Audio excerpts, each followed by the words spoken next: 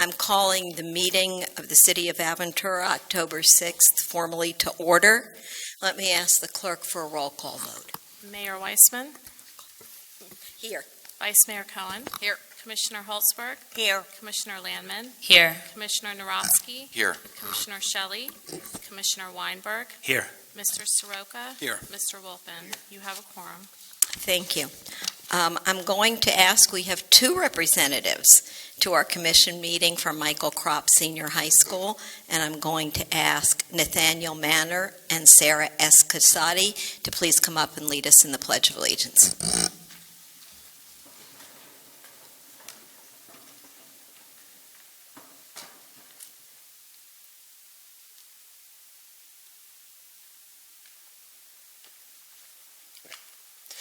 I pledge allegiance to the flag of the United States of America and to the republic for which it stands, one nation, under God, indivisible, with liberty and justice for all. Thank you.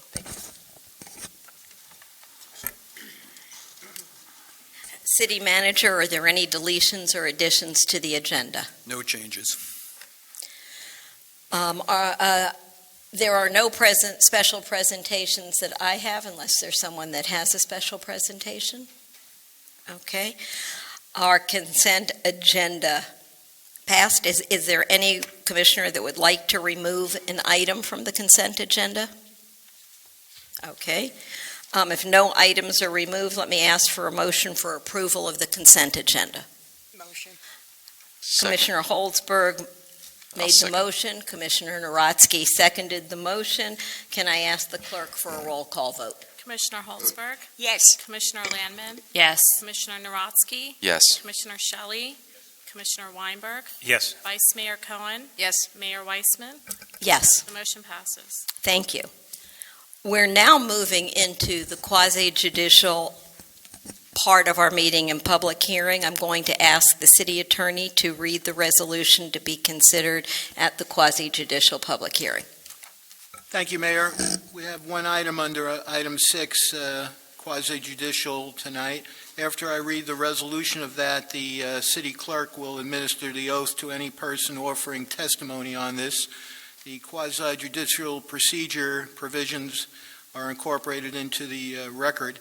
This is a resolution of the City Commission of the City of Aventura, Florida, granting conditional use approval to allow a height of 16 stories and 169 feet for the redevelopment of the Orchid Hotel building at the Turnberry Isle Resort, where a height of 12 stories and 120 feet is permitted by code on property located at 19999 West Country Club Drive, City of Aventura, providing for an effective date.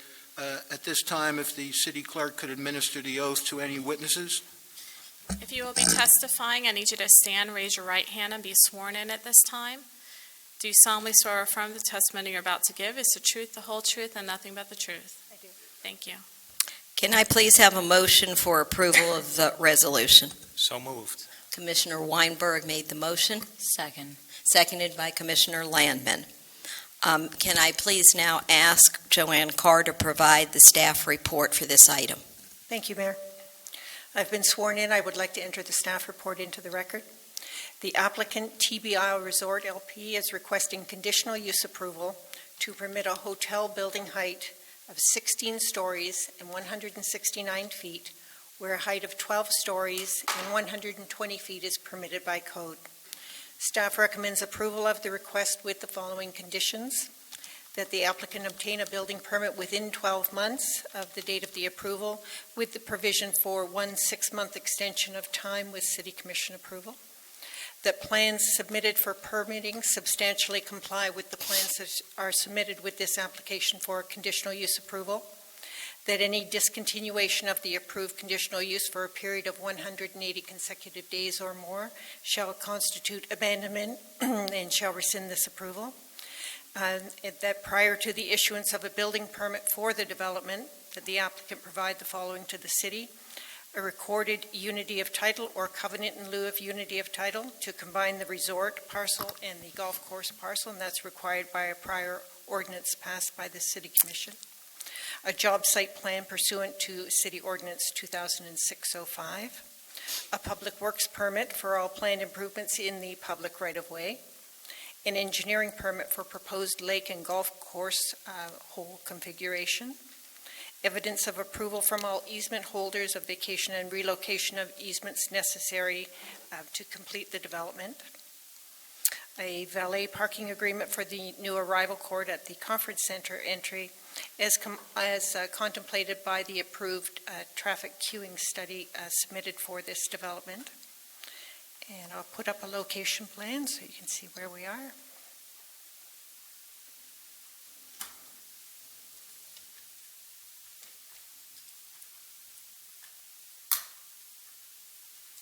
Okay. This is the Turnberry Isle Resort on the east side of West Country Club Drive. Country Club Drive is here. The Lehman Causeway is here, and Biscayne Boulevard. The redevelopment plan.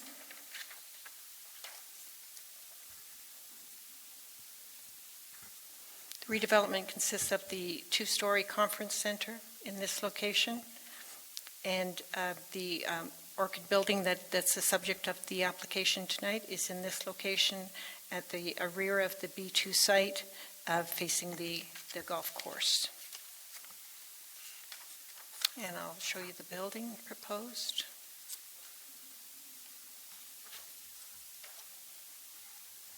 This is a rendering of the proposed building. 16 stories, 169 feet tall is the proposal.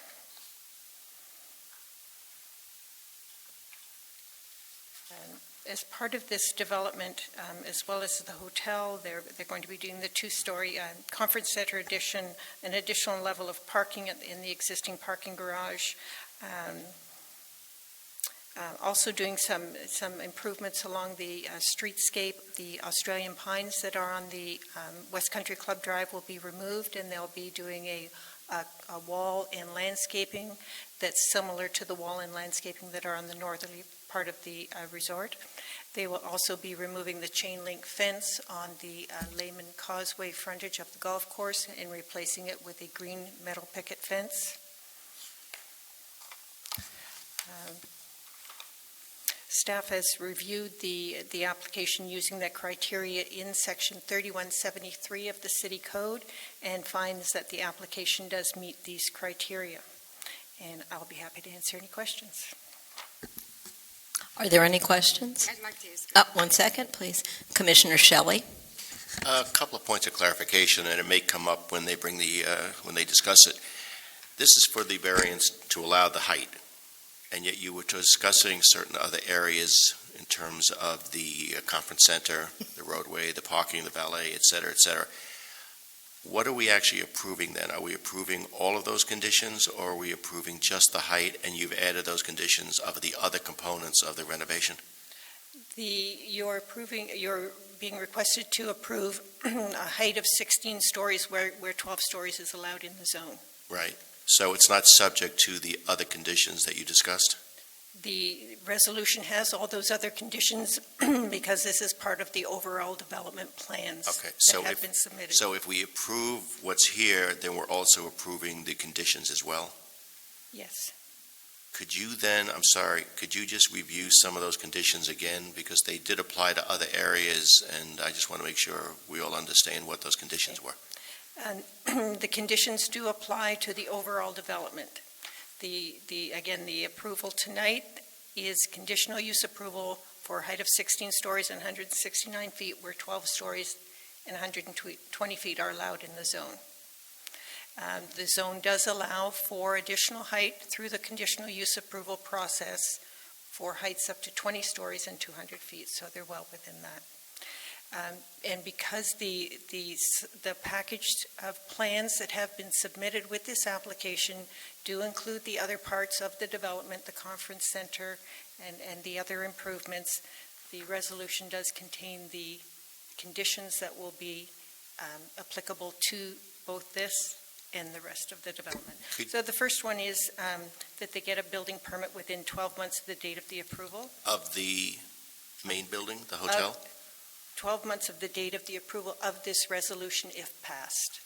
If this Okay. resolution is passed That's this what I wanted. evening, it's 12 months they have to get a building permit. For all the facilities or just the hotel? What about, does that include the conference center change as well? They can get they're going to do this in phases, so they can, as long as they get a building permit for phase one. Okay, that's what I wanted. So And that's phase- phase one being the hotel. In phase one,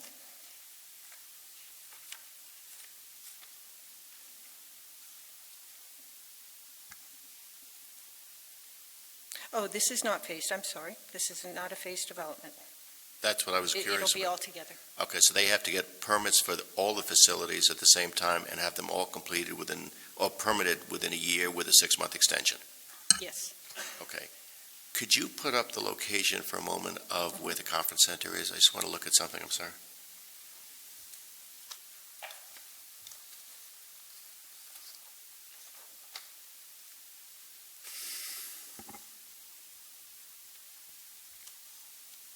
This is the hotel. Yeah, And this is the location of the new conference center. Okay, and that's going to be in a closer proximity to Country Club Drive than it is presently. Is that correct? Yes, it is. So the question, and I know this came up before, nothing to do with the hotel, to do with that, are they making provisions, and it may come up again, for turn lanes or some kind of egress into the property coming off of Country Club because you're crossing over the path, and you're also now going to have possibly a stacking issue because the conference center is almost immediately when you turn in, according to this. So has that been looked at in terms of any requirements needed for access to get in with the stacking situation? Because there is no, from what I understand, if they had a turn lane, it would eliminate the walking path? There's no, excuse me, there's no change to the walking path. Right. This is the entrance here, the new arrival court to through the conference center. Okay. And that is one of the conditions that I read. I'll read it again.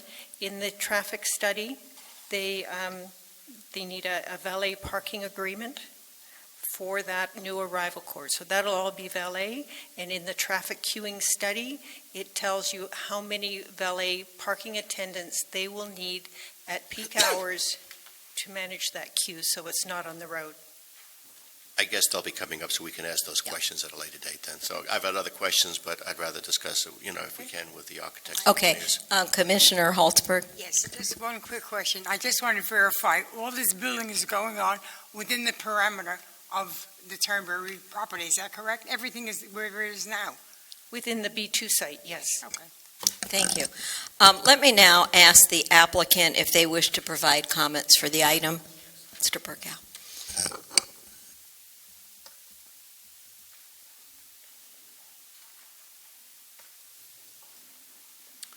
Thank you, Madam Mayor, Commissioners. My name is Jeffrey Burkow, and I'm an attorney with the law firm of Burkow, Riddell, and Fernandez, 200 South Biscayne Boulevard in Miami. We are here this evening representing TB Isle Resort LP, the applicant on this conditional use. The applicant is an affiliate of Turnberry Associates, the owners of Aventura Mall, the Yacht Club, and several other properties within the city. I'm here with our architect, Don Wolf, our traffic engineer, Tim Plummer, Tim Brown and Dan Stevens from Turnberry, and my partner, Mickey Marrero. We're here with a favorable recommendation from your staff on this request, and we're requesting the final approval necessary for the improvements to the country club that we've been discussing with you since your workshop in February of this year. Now, as you know, we applied for and obtained approval for a code amendment relating to lot coverage, as well as dual rezonings that we refer to as the land swap, in order to facilitate this proposed upgrade to the country club. And now that the administrative site plan review is substantially complete, you can consider the conditional use request for a building with a height of 16 stories that's been submitted by the country club. As you know, Turnberry Isle has been a signature and central part of the fabric of the Aventura area dating back to the construction of the country club in 1970. The resort has grown organically since the first buildings were constructed, and now Turnberry Isle is recognized on a worldwide basis. But as the hotel business continues to evolve, Turnberry Isle has to stay concurrent and competitive. And to be competitive with similar country club and golf course destination resorts, Turnberry Isle has to provide additional rooms and conference center space. So this is a graphic that we've put together with the help of our team that shows you the hotel rooms and meeting space from other competitive resorts in the area. And as you can see, that our most direct competitors, including Trump Resort in Doral and the Westin Diplomat, Turnberry Isle is well short in room keys and conference center meeting space, which puts Turnberry Isle at a competitive disadvantage with these other destinations. Turnberry Isle needs to offer the same types of amenities and the same amount of amenities as Trump and the other competitors, or it's going to lose lucrative high-end tourist and group dollars. These other changes, with these changes to Turnberry Isle, in order to make it competitive with the other luxury destination resorts, it will produce residual benefits for the city. For example, additional tourist and convention center dollars, additional jobs, and increased ad valorem tax revenues. The improvements that Turnberry Isle is proposing include, as you heard from Joanne, a net additional 275 hotel rooms, which will replace the 48 outdated hotel rooms in the Hibiscus building, and a Hibiscus or Orchid, I'm sorry, I got it mixed up, Orchid building, and a new conference center and wedding pavilion. So to show you the overall master plan, in order to remain competitive in today's marketplace, Turnberry Isle is seeking a conditional use approval for a new hotel building with a height of 16 stories. The code permits 12 stories in this zoning district and allows up to 20 stories with a conditional use approval. We're only requiring 16 stories in order to achieve the necessary number of rooms. And Turnberry Isle has kept the other new buildings on site, the conference center and related amenities, at 2 stories or less. The proposed construction is more than compatible with the closest buildings, all of which are taller than this proposed building. You have Coronado at 26 stories, you have Del Vista at 27, Turnberry on the Green at 27 stories. Don Wolf with the Nichols Brosh firm is going to present the project in a minute. I think you will see that he and his firm, who are really the preeminent hotel architects and designers in South Florida, have designed a beautiful project that it's consistent with the community character of the rest of the resort and the surrounding neighborhood. Of course, it's consistent with the comprehensive plan. We think the project also minimizes adverse visual impacts, as Joanne has pointed out in the printed recommendation. And Don's going to show you several studies that his firm has done to ensure that the new building will not adversely impact any of the views from the other buildings in the area. I'd now like to ask Don to present the project, and then I'll pick up shortly after that and conclude. Thank you.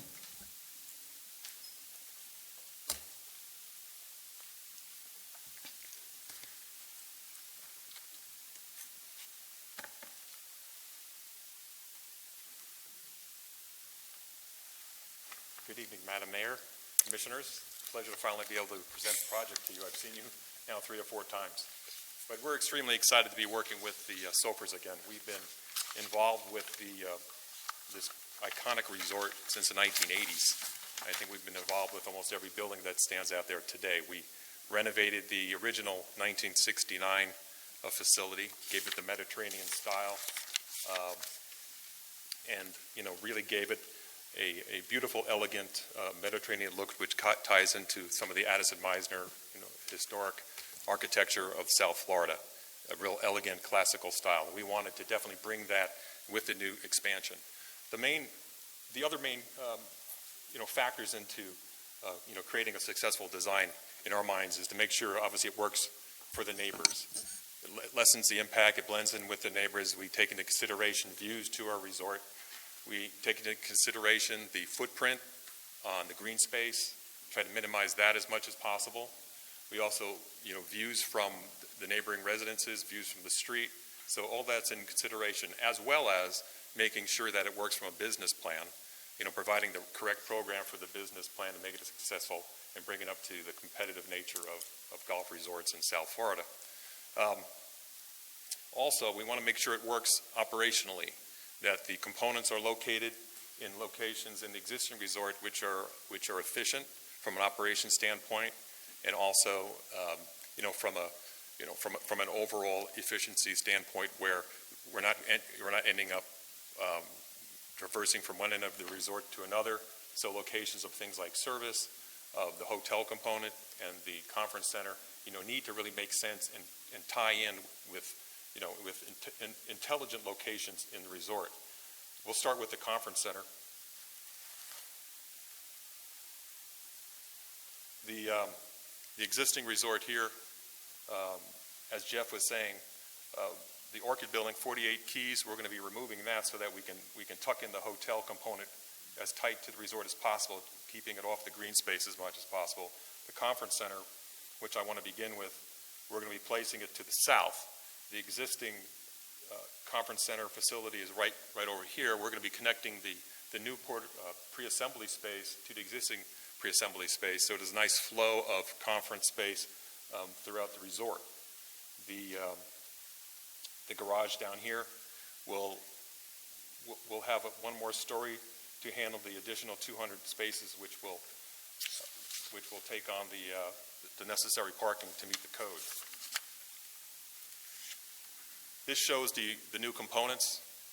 Here's a conference center. Over on this side, it's a 2-story building. And the hotel over here, as Jeff mentioned, is a 16-story tower. Back to the conference center, though, what I want to say is that this will have its own arrival court. It'll be a beautiful, paved, elegant space with its own portico sheer, with a curb cut off of West Country Club Boulevard. The existing curb cuts will remain. This is the main arrival drive, which takes you to the hotel lobby and clubhouse. The existing conference arrival drive right now will be turned into a service drive, which will effectively be the main service component for the resort. The loading docks, new loading docks will be located there. The kitchen will be located there. And what's nice about it, we've tucked the new conference center back up to it, so it really hides that service access behind and out of sight from the hotel guests and from the street.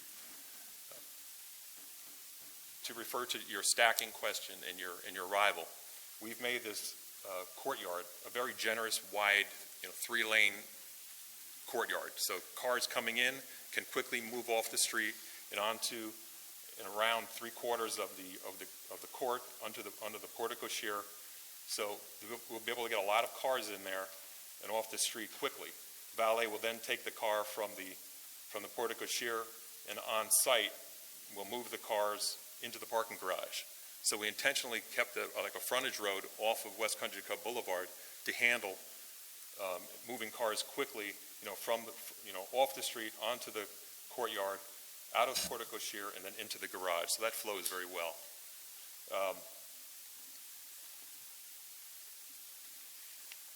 As I move into the architectural nature of the buildings, I'd first like to discuss a little bit more about the nature of the hotel footprint.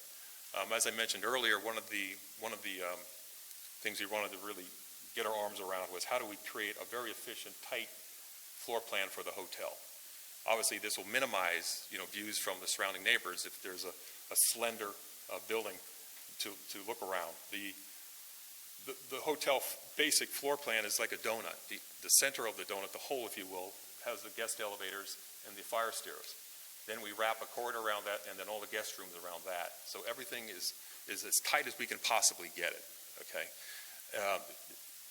We prefer a taller slender to get the units in, as opposed to a broader, more, I'd say, green space intrusive plan to work with. So this is why we chose that. And we took down the Orchid building in order to bring that building closer into the operations of the hotel. So guests arriving to the front desk can quickly move to the new hotel tower.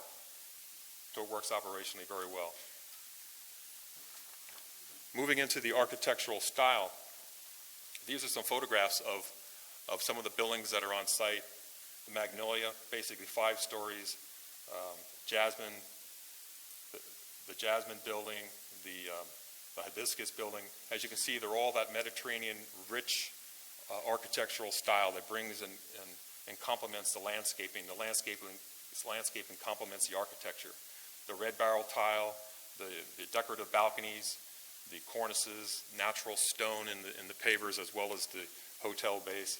But all those elegant materials we want to bring forward, to the new expansion, so that those components blend in nicely to the resort.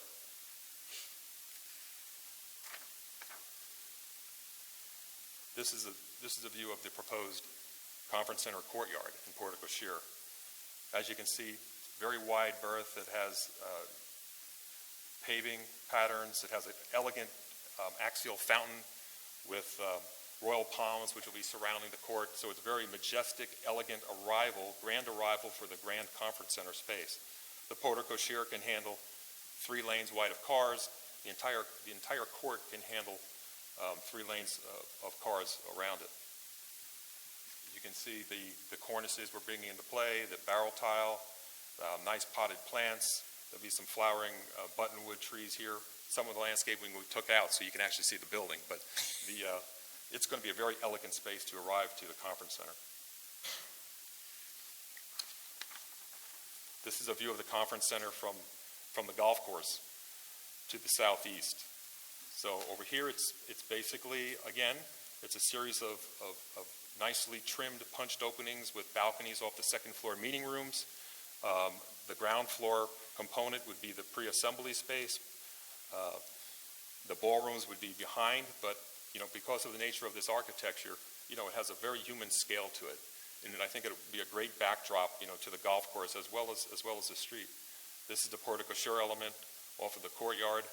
And again, the use of barrel tile, ties it in well with the existing buildings over here to the right. So it just feels like part of this Mediterranean village, which was a natural, I think, architectural application to the solution of the expansion. This is the hotel tower. Again, the Jasmine building here is 7 stories, and then the Magnolia here is 5 stories. The Orchid building was here. That was 4 or 5 stories. But we felt this was the best place to kind of nestle the building back into the rest of the resort. Again, trying to preserve, more of the green space for everybody to enjoy. We've taken the tower up. All of the rooms have balconies, which again help to give a human scale to it.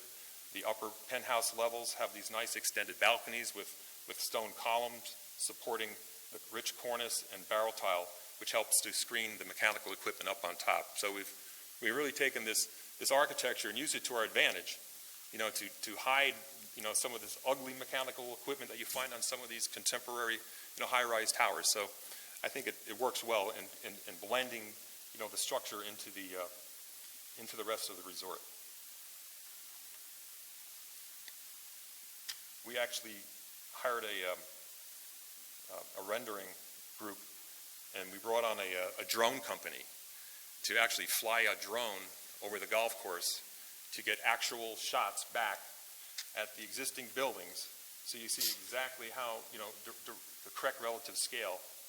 And then we created our architectural model to scale, and we were able to plug it into the exact site on our site plan. So now you can see here, hovering over the golf course, looking back, you can see the Turnberry on the green and the Coronado towers to the north, and their relative size compared to our hotel tower, which sits right in here in our little Mediterranean village. So it's about the golf, it's about the green space, it's about a neat Mediterranean village, amongst all of this. So you can see that the surrounding, neighborhood towers are taller than what we are proposing. I think Jeff showed you this graphic earlier, but it's pretty significant. I mean, you have the turn barrier on the green, that's 313 feet tall. You have the Del Vista condo towers, 313 feet tall. You have, and then you have the Coronado, which is 302 feet high.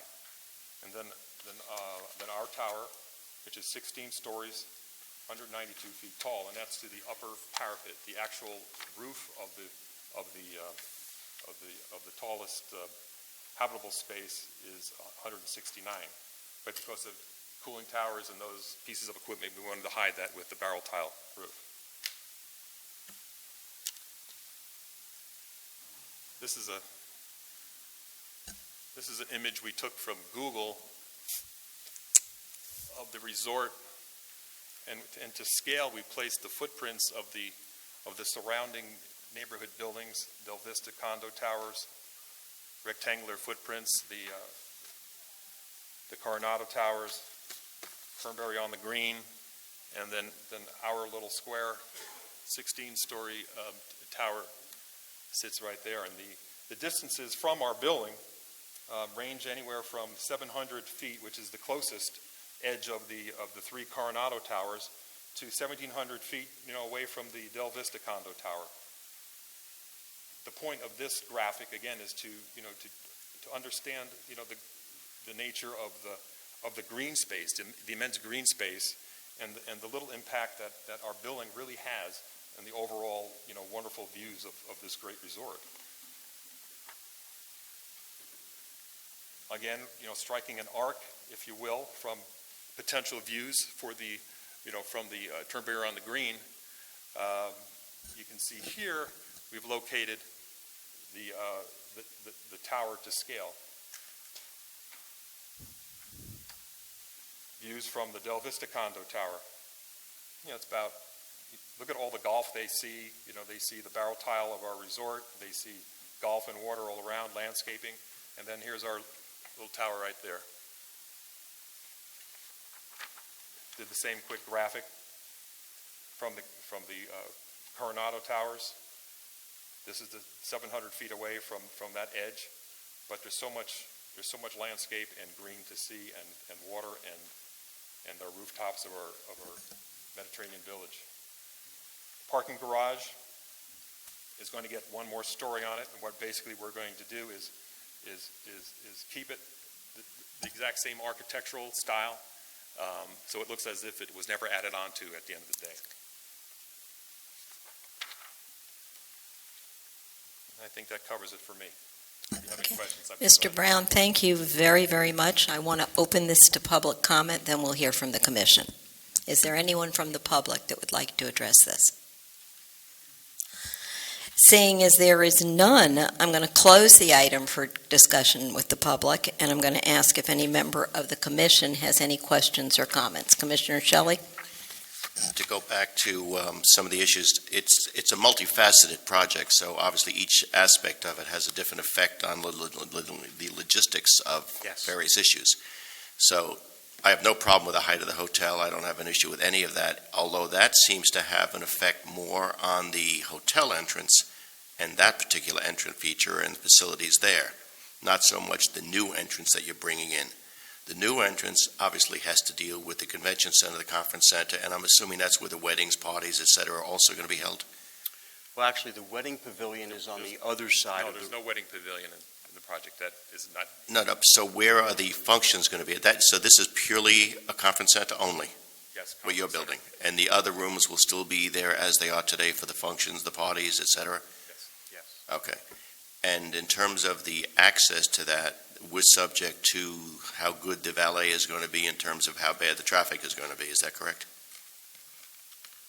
The way, from what the conditions are that I understand. Well, what we've done is we've really, like I mentioned, as much as we could, we've widened the existing arrival drive to allow for more cars to move off the street and move around, and as well as the new conference center. So we've done the best we can inside the resort to really accommodate the additional traffic. How do you, Commissioner, I just wanted to Yeah. mention that we knew that you and the other commission members would be concerned about traffic. So we did ask David Plummer and Associates to perform an extensive traffic study, which your staff and your traffic consultant has reviewed. And basically, the primary conclusion of that study was that all of the intersections that were analyzed, and they analyzed a number of intersections in the area, including the driveways at the resort, are currently operating at an acceptable level of service and will continue to operate at an acceptable level of service with the new project traffic. We have Tim Plummer from David Plummer and Associates here to answer any traffic-related questions that you may have. The questions that I have are, if in fact this is a conference center, which has less impact on traffic than a function would, where is the entrance based on what you're doing now to, let's say there is a wedding, where are they going to enter from now and where will the parking be, et cetera, for that? Is that going to be still coming in through the same place with the same valet? It could come in either place. and Either still have place, access to meaning the garage. hotel or this, Or the but primarily it conference would come in through this, is what I'm saying. Because the conference center is going to be coming from mostly people that are staying in the hotel, so I don't see that much of an impact on traffic. Correct. But it's the functions that would be coming in, because they all come at the same time. What we've done is, we provided dual access into the conference center, okay? Not just from an automobile standpoint, but from a guest standpoint. Talk to me about, you say the function rooms are still to the, is that east?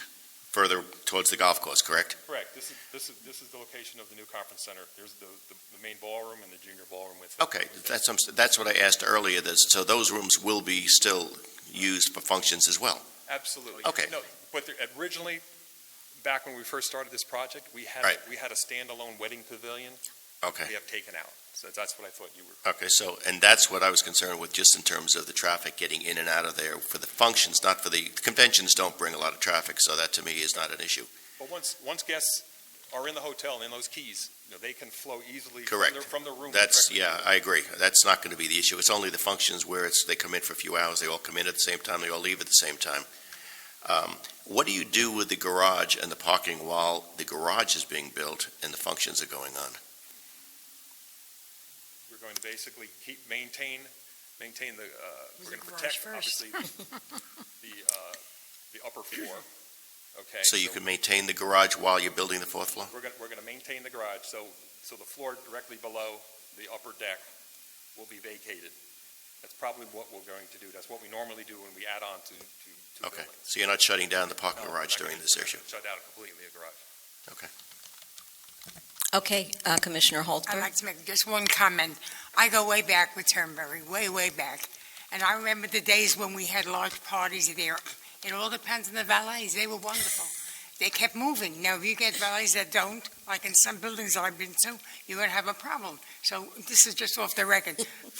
I had to make that comment. That's important, though, the valets, remember. Just a note, we're on the record. And I'm not sure that the valets at Turnberry are within our purview. But do I have Commissioner Weinberg? Yeah, I actually, on the record, I want to echo that. For just a couple of comments. First, as has already been stated, from a height standpoint, the proposed hotel, is a complete non-issue. I mean, obviously, as you've shown, and as we know, you've got 3 Coronado towers that are taller. You've got several other properties there. And where you've cited it, we've had other projects where views could be an issue. This realistically is not one. I understand that the resort has to maintain the ability to be competitive, and a lot of business is generated through conferences, and if you don't have the facility, then you're not even in the game when corporations are looking where they're going to have a conference. That's correct. I think we actually have an obligation to try to help the resort to be competitive, because it's very important to Aventura. I mean, the worst thing that could happen to us is if that resort was to fail. That's not good for Aventura. That's part of the lifeblood, along with the mall and a few other things. It's very important that we help to maintain. Now, having said that, the resort needs to be good neighbors. So, number one, obviously, I hear that you're going to upgrade the fencing.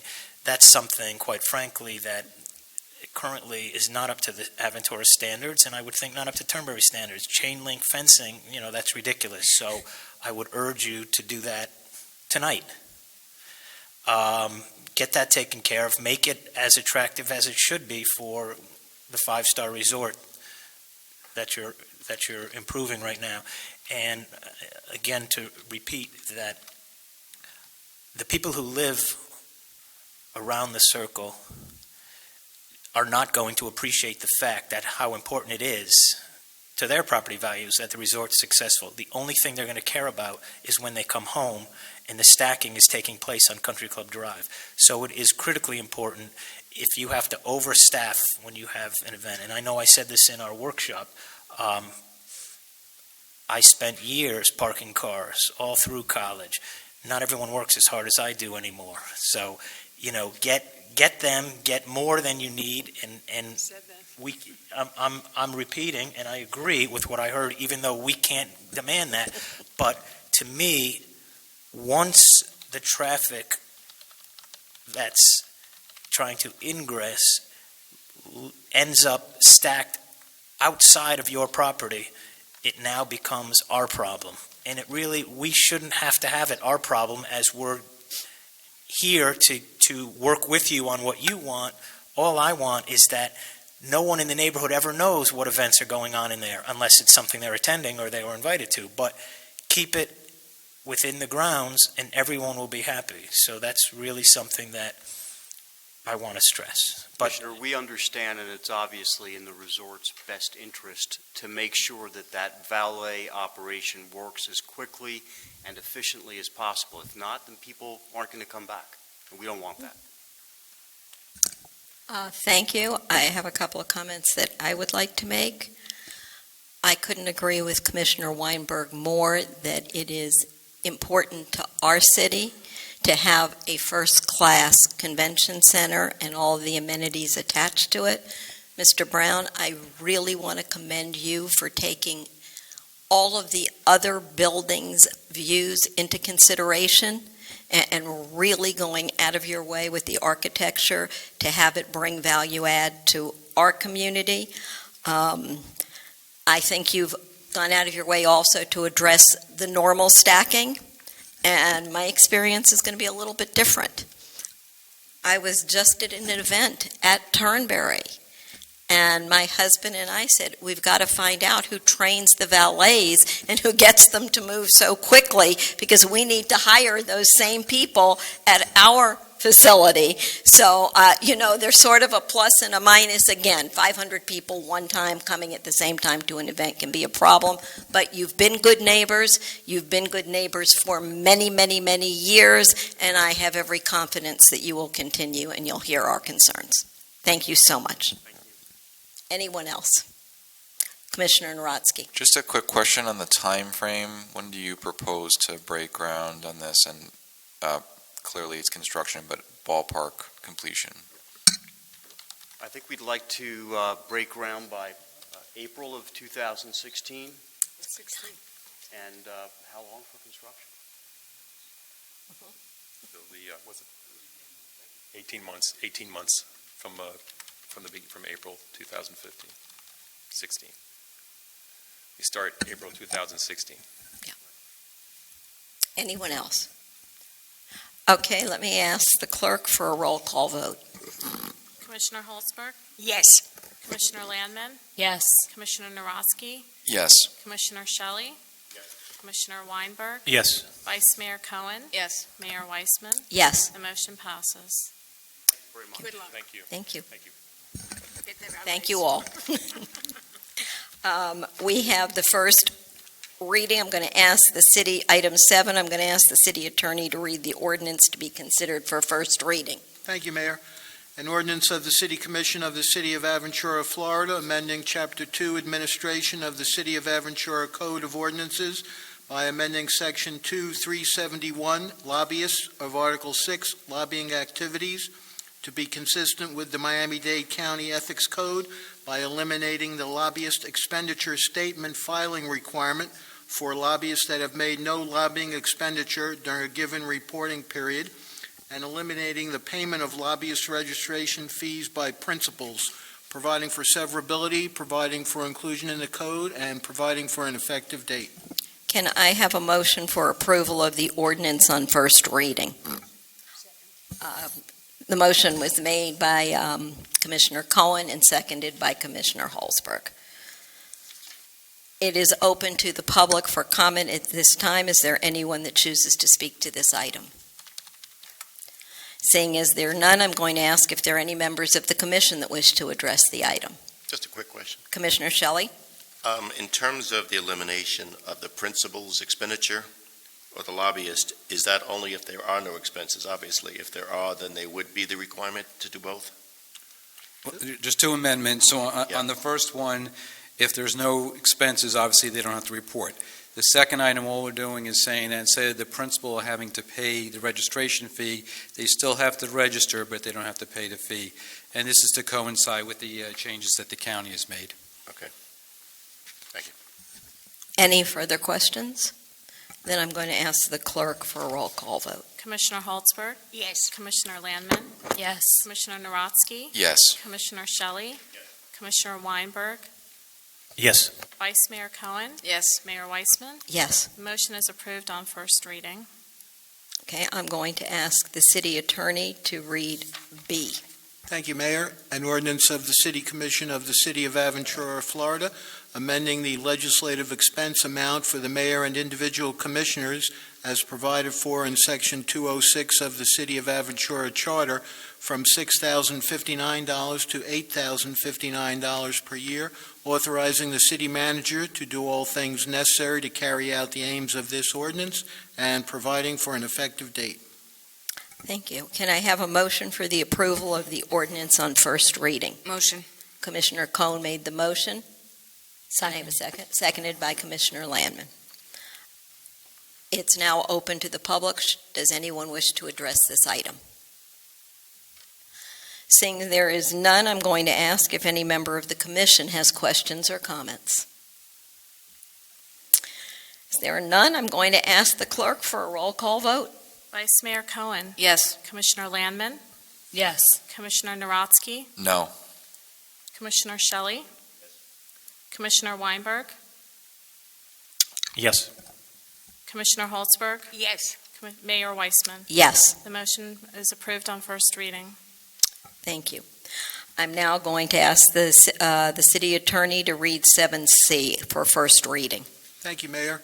An ordinance of the City of Aventura, Florida, amending the city code by amending Chapter 18, Business Regulations, Taxes, and Permits, by amending Article 4, Police Cost Recovery, at Section 1880, Recovery of Costs for Failure of Responsible Person to appear on behalf of business, to authorize imposition of a minimum service fee in lieu of the recovery of all costs incurred by the City Police Department under circumstances in which a criminal prosecution is abandoned, dismissed, or fails as a direct result of the failure of a responsible person to appear in law enforcement or court proceedings on behalf of the owner or operator of a business establishment, providing for severability, providing for inclusion in the code, providing for penalty, and providing for an effective date. Thank you. Can I have a motion for approval of the ordinance on first reading? Motion was made by Commissioner Holzberg, Second. seconded by Commissioner Landman. Is there anyone in the public that wishes to comment on this?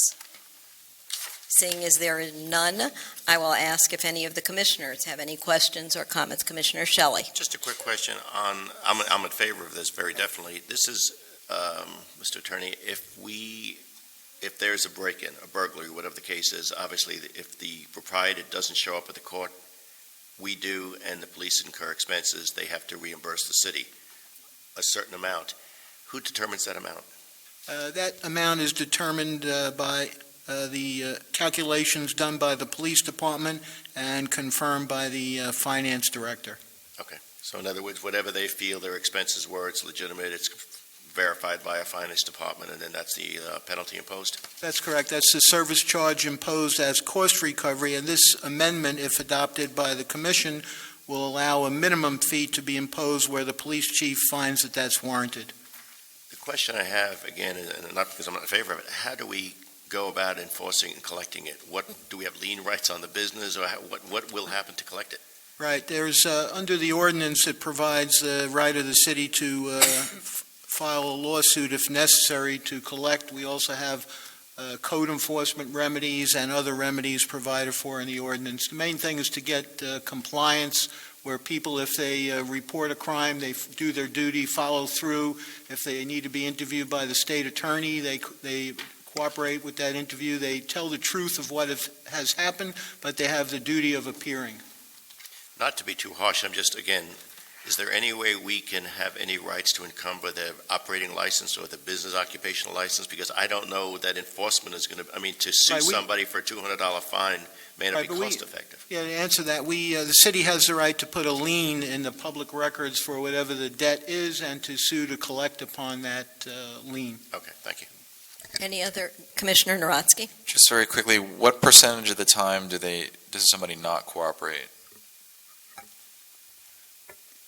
I'm not aware that it's an extensive problem. The problem was greater, and that's why this ordinance was first adopted in 2008. I believe since then, there's been greater compliance, but at the time this was adopted, the police chief advised us of the problem, particularly in the mall at that time, where certain stores were victimized by very organized shoplifting rings, but then certain personnel didn't show up in court, and that created a lot of waste of manpower efforts besides letting the criminal enterprise flourish. My understanding is that the ordinance has worked well and has cut down on that, and most of the shopkeepers are very responsible and they're happy to do their duty. Any other comments or questions? Seeing as there are none, I'm going to ask the clerk for a roll call vote. Commissioner Holtzberg? Yes. Commissioner Landman? Yes. Commissioner Narodsky? Yes. Commissioner Shelley? Yes. Commissioner Weinberg? Yes. Vice Mayor Cohen? Yes. Mayor Weissman? Yes, The motion is approved on first reading. thank you. We have no ordinance this evening for second reading. There are no resolutions for public hearing, and I'm going to ask the members of the commission if they have any items to report. Commissioner Landman? Thank you, Mayor. October is Breast Cancer Awareness Month, and just wanted to remind everybody how important prevention is. Earlier this year, I attended the Band for Survival benefit concert at the Arts and Cultural Center and talked about the importance of getting your yearly checkup and prevention. So just want to remind everyone. Thank you, and I want to also piggyback on that. I think the 14th, the Aventura Hospital is having its breast cancer awareness evening for women, and they'll be making appointments for mammography and all kinds of other good benefits and food and hors d'oeuvres and desserts. So it's a very important thing, and any husband or men listening, it's just as important for you to get the women in your life to have this testing done. Anyone else? Commissioner Weinberg. Thank you, Mayor. I wanted to make a comment and a request. At the last, I should say, it wasn't the last, it was the most recent League of Cities board meeting. It was held at City Hall in Doral, and it provided the City of Doral an opportunity to show off their new facility and to tell everyone how wonderful they were doing and how large their reserves were. So I made it a point to indicate that we also have a lot of money in the bank, and we do it with the lowest tax rate in the county. So it got me thinking, and most of these board meetings are held in parts far and wide, all over the county. Only rarely are they in Northeast Dade. The mayor joined me at the one that was in Bal Harbor. Usually that one is a joint effort of Surfside, Bal Harbor, and Bay Harbor.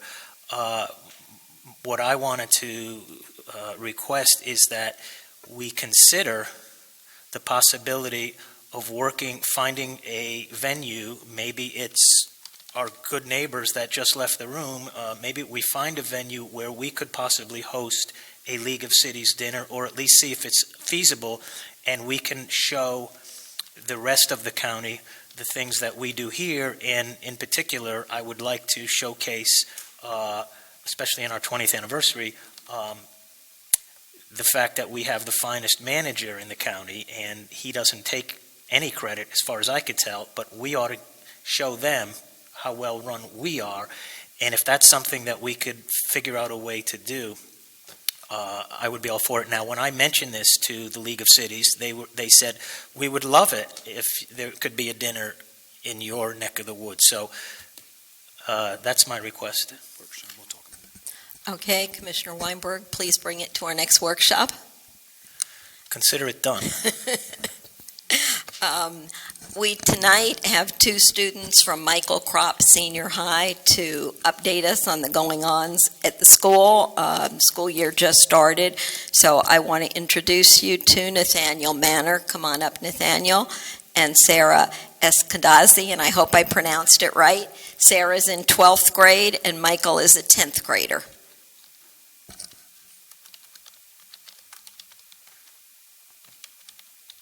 All right. So good evening, everyone. We're honored to be here in front of you all, especially Mayor Wiseman, given that you were the founding principal of Kropp. Thank you. So we're going to start, basically, we're going to tell you why Kropp is excelling so much. We like to say that we excel in the 4 A's, the 4 A's being the academics, the athletics, the activities, and the arts. So we're going to talk about the academics first. Recently, the U.S. News & World Report published their 2015 rankings of public schools, and Kropp is once again ranked in the top 4% of all schools in the nation. We have an advanced placement pass rate of 74%, which is higher than all of Miami-Dade County public schools' pass rates. All students in our school are encouraged to take honors and AP courses, in which we have an exemplary racial demographic. This past academic year, we have one of the 2 state-recognized Florida scholars, 1 presidential scholar, and yet again, we were ranked an A school. Last but certainly not least, over 96% of our 2015 graduating class have committed to either a 2- or 4-year post-secondary institution. Now, our athletics. All athletes are required to maintain a 2.5 grade point average, and athletic tutoring services are provided every week for students to maintain this academic GPA requirement. Now, and according to our attendance, we follow the 10-20 rule, in which students who have accumulated 10 unexcused absences or 20 unexcused tardies are unable to participate in either athletics or activities, which encourages students to maintain a great attendance while receiving an education and staying engaged. Now, we have a total of 15 different athletic sports with a total of 30 teams which compete at both the junior varsity and varsity levels, servicing 500 student athletes. This past year, we housed the Boys and Girls Water Polo District Championships, Boys Soccer District Champs, and undefeated Girls Volleyball Team, and National Coach of the Year, Coach Kuipers. This past weekend, the NJROTC team had a district drill competition in which they placed first of all drill teams in Miami-Dade County. Now I'm going to hand it over to Sarah, who's going to talk to you about the arts and activities. Good evening.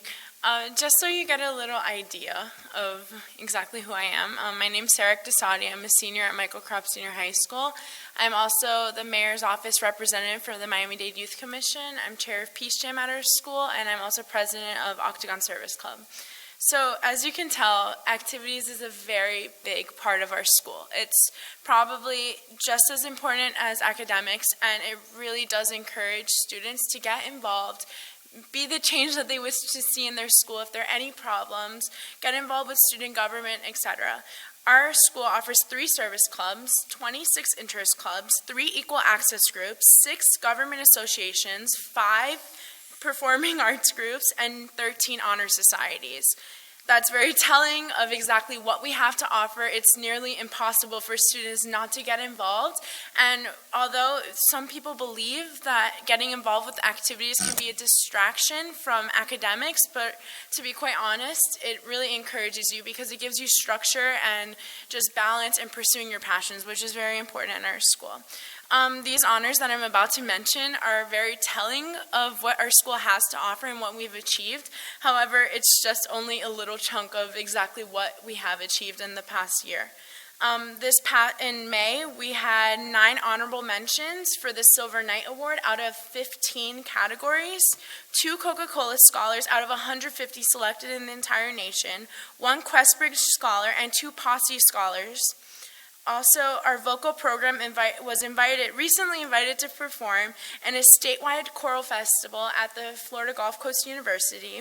Last but certainly not least, our Peace Jam chapter at Michael Kropp Senior High School was awarded the second place award for the entire southeast region of the United States. Just so I can go a little bit into Peace Jam because it's very near and dear to my heart. Peace Jam was initiated by 10 Nobel Peace Prize laureates. One included the Dalai Lama, and the whole purpose of Peace Jam is that they achieve 10 global calls to action, and at our school we try to achieve ending racism and hate. The whole chapter started with Trayvon Martin's unfortunate death, and in our school we really try to embrace Kropp's diversity, and in turn of embracing our diversity, we try to bring together our entire student body, and we've been very successful with that. We have a Humans of Kropp page, which we invite you to like. It's called Humans of Kropp on Facebook. We post weekly posts about students, teachers at our school who have very diverse stories to tell and that are very telling of their personalities, just to give a mix or an idea of what our student body consists of. We do Kropp Talks, which are a recreation of TED Talks. For example, I gave the first Kropp Talk, which is dismantling stereotypes of Muslim women in the media. We've also done on autism, African American stereotypes, and etc. We also do International Day, which last year was very successful. We had countries, Argentina, Israel, Iran, Ghana, Colombia, Turkey, so many different countries represented at International Day. And at the very end, we ended basically the whole entire day with the African American students dancing with the Israeli students and coming together, just really enjoying each other's presence. Also, we do Mix It Up Days 4 times a year, where we try to break up the cliques at our school and expand social groups, which has been very successful, and that's just a little idea. Student government, Nathaniel's corresponding secretary, we try to be very representative of our entire student body. We have students from all ends of the school, and we meet 4 times a month, 2 times for general meetings, and then 2 times for officer meetings, and we really try to address any issue that's going on in the school. This Friday, we're having a lunch with our new principal, and we're going to raise issues to her that are going on in our school. Also, our service clubs is a very big deal at our school. I'm president of one of them, and we really try to focus on not just the idea of improving your college resume or your application, but really learning the impact of service learning and getting involved in helping the community, which is very important. So I can go on and on and on for hours about how amazing our school is, and I just really hope that you guys appreciate that and recognize that, because Kropp's. I want to thank you both so much. Thank you. And I want to share with both of you that 2 other commissioners here are graduates of your high school, Commissioner Cohn and Commissioner Landman. I watched a TED Talk before about how schools kill creativity by focusing on arts and math and science, and we're pumping out astronauts and coders, but we're not really involving them in the arts, and those folks who are so inclined are being deterred from growing in that path. So it's really nice to hear how many opportunities that the students are having to explore those different facets. That's great. Thank you. You're wonderful representatives Thank you so of your much school. for having us. Wonderful. Thank you. Okay. It's now our public comment section, and I'm going to welcome Surfside Commissioner Michael Corrigan. Mayor, before he starts, can I just say Absolutely. that I consider Michael a friend of mine. I was a predecessor of his on the commission in Surfside. He is a brilliant scientist, but I have to add, he's not the smartest one in his family, because while he's on the commission in Surfside, his mother has seen the wisdom, and she lives in the city of excellence. Yes, we brought her back here from Margate. It was one of those situations where, Mom, I need you to be closer because I'm too busy and I can't be there in 10 minutes. Now it's on my way to work. First off, thank you very much, Mayor, Vice Mayor, Commissioners, for allowing me to be here today. I'm here to talk to you very briefly about the Alzheimer's Association. Just for the purposes of disclosure, yes, I'm an elected official at Surfside. I also work for Teva Pharmaceuticals as a medical research scientist. I'm Director of Patient Registries. But I'm not here on behalf of those organizations. I'm here on behalf of myself and the Alzheimer's Association. And I brought with me Jennifer from the association. I just wanted to bring to you awareness that November 7th, and piggybacking off of Commissioner Landman's comment about breast cancer, the Alzheimer's Association is also holding the annual Miami-Dade Walk, November the 7th, and I'll let Jennifer talk a little bit more about that. Just briefly, the reason I started working again with the Alzheimer's Association early in my career, in 1982, I started an Alzheimer's research clinic over in Bay Harbor, actually. It was one of the first private clinical trials centers in the state. And I did that for about 10 years before getting recruited into industry, working on various programs like stroke, Parkinson's, Alzheimer's. I now work in a schizophrenia project, and I do work a lot with FDA, what's called REMS programs. But I've been working a little bit more with the Alzheimer's Association, trying to increase and promote some more awareness, and also trying to encourage more people to participate in the various clinical trials that you hear about, because Alzheimer's disease is a tough nut to crack. It takes a long time to study the various products that are out there. And it is and everybody knows the devastating effects of this illness on not only the patient, but my focus is on the caregivers. I know that when I was in practice, most of my caregivers would die before the patients because of the stresses and strains, and we've come a long way with a lot of the agencies and support structures that are out there, but we're not there yet. And so with that, I'd like to introduce Jennifer from the Alzheimer's Association. Good evening, Madam Mayor, Commissioners. Thank you for allowing us to be here today. My name is Jennifer Braystead, and I'm the Director of Advocacy and Public Policy for the Southeast Florida chapter of the Alzheimer's Association. My job is to work with our elected officials, but to also raise awareness throughout our community about this devastating disease and the toll that it has not only on the individuals that are living with the disease, but also their families and their caregivers. One of the great ways that we can raise awareness as a community is through our walks. Our walk is going to be on November 7th at Museum Park, which is in Bayfront Park in Miami. It is free to attend, and we do ask that you share that with your residents and let them know of the services that we have.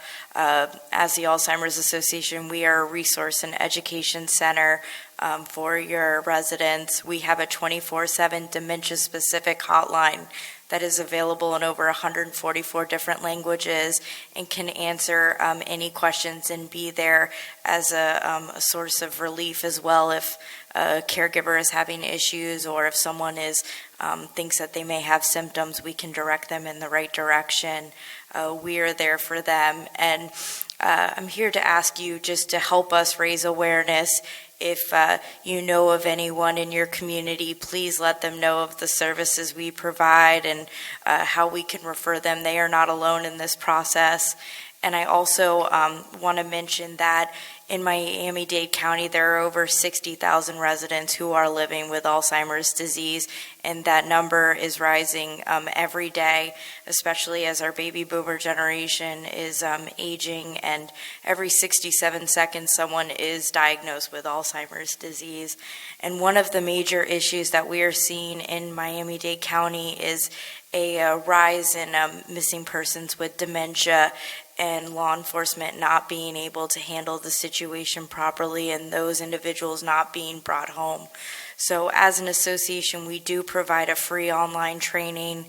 I would be happy to send you more information, and just to make sure that our law enforcement is aware and are able to protect our residents who are suffering with dementia. And thank you so much for allowing me to be here today.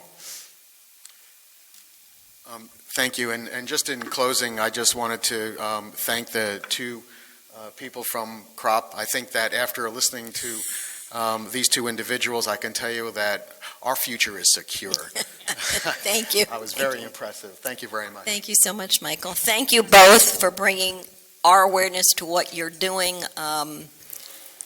It's just a dreadful disease that almost every family has experienced, and when you say 60,000, multiply it by the people that it touches, and I think that there's everyone here that's supportive of what you're trying to do. Thank you. Thank you very much. All right, is there any other business? All right, I want one announcement to make, and that's October 31st at Founders Park. We're having a combination of Halloween and movie night, 5 to 9. Please, kids, come in costumes. It's Halloween, and have a great time. I thought I saw one hand go up. Did I? No? Okay. All right. With that, can I please have a motion to adjourn? Commissioner Cohn made the motion. Commissioner Lamb seconded it. All those in favor? Aye. Opposed? No. Thank you. Have a great night.